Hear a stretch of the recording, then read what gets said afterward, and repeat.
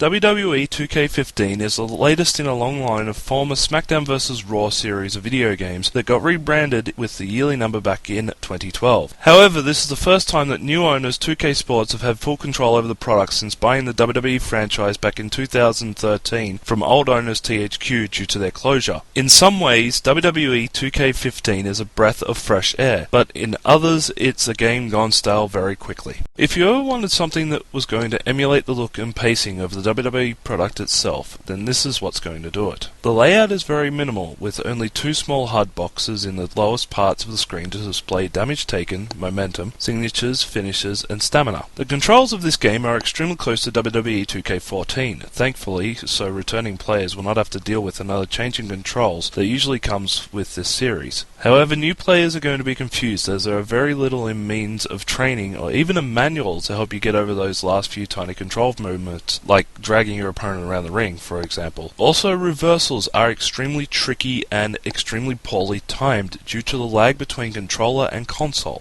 The pacing of the game is a great representation of a wrestling match on any level. You start a match doing a series of chain wrestling moves represented by rotating the right stick along with a rock paper scissors style selection menu. From there you move on to low damage moves, followed by mid damage moves, and so on until you have enough momentum to pull off a signature move, which leads into your finisher, which leads into a pinfall. A stamina system keeps the action flowing, if so at a slower pace than people are used to, right to the point where it becomes frustrating where you get on a roll but then have to stand around for a few seconds waiting for the bar to refill, thus leading to you getting your butt kicked. The other thing that could have been improved is the kick-out system. WWE 2K15 keeps the old bar-style system from last year, and it's even more frustrating now, leading to match losses through more stroke of bad luck than skillful gameplay. The game itself looks amazing on next-generation systems. Even the creative wrestlers look more realistic than ever. This pulls through to the main gameplay mode known as WWE Showcase, where you get to relive feuds such as Shawn Michaels vs Triple H in 2002 through 2004, and the amazing feud between John Cena and CM Punk in 2011 through 2013, otherwise known as Punk's run as the longest reigning WWE champion ever. These modes are much like Attitude Era and WrestleMania modes from the previous 2 years. All the matches are recreated as well as they possibly can be, complete with a documentary-style system that recaps the events to show you what really happened during those times. As usual, the production level here is rivaling any WWE documentary available on the WWE Network or on DVD.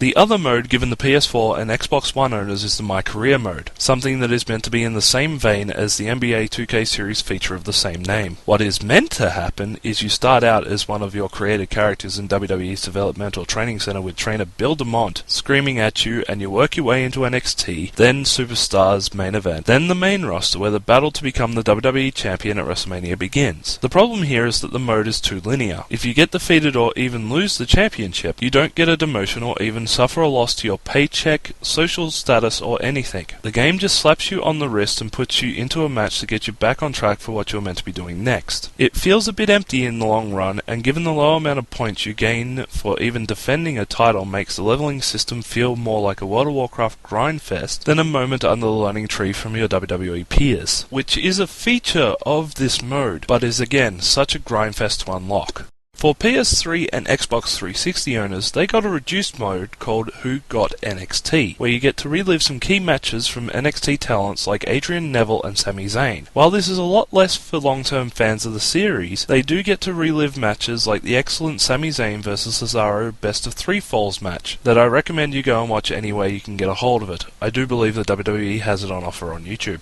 Now, where this game begins to turn rotten is the Creation Suite. WWE fans are used to a lot of options and were pretty much spoilt for choice in previous years. This time around, on the next generation systems at least, things have gone way back beyond basic. The Create an Entrance has been stripped down to basically recreate your favourite WWE entrance from these 30 superstars. Divas are completely removed from the feature, a move that has upset a lot of people. There's no Create a Belt or Create an Arena mode at all, and since the new systems do not allow MP3 storage and playback, your music choices are limited too.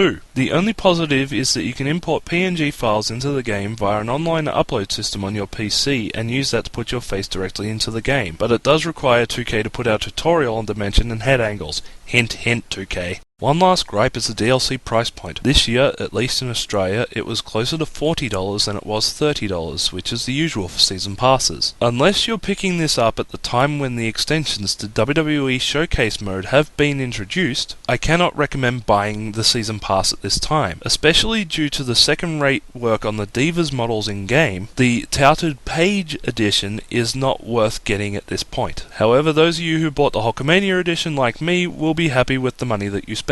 Overall, this game is a great mid-transition game from 2K Sports. They are the kings of simulation gaming and it shows here. This isn't the WWE game we're used to, but it's the game that a lot of hardcore fans have demanded for years. But this came at the cost of a creation feature which was the hallmark of the WWE series. This game is only going to appeal to players who have OCD and cannot miss an entry into the gaming series. 2K needs to abandon the historical modes and create something that is their own. My Career is a step in the right direction but needs more balancing to be truly great. The Creation Suite also needs to come back to its former glory in order to retain the more casual player base. This is one step forward and two steps back in a great gaming series that I suggest that you skip if you like Creation and stick with WWE 2K14, or buy if you want a true simulation of the sport of professional wrestling.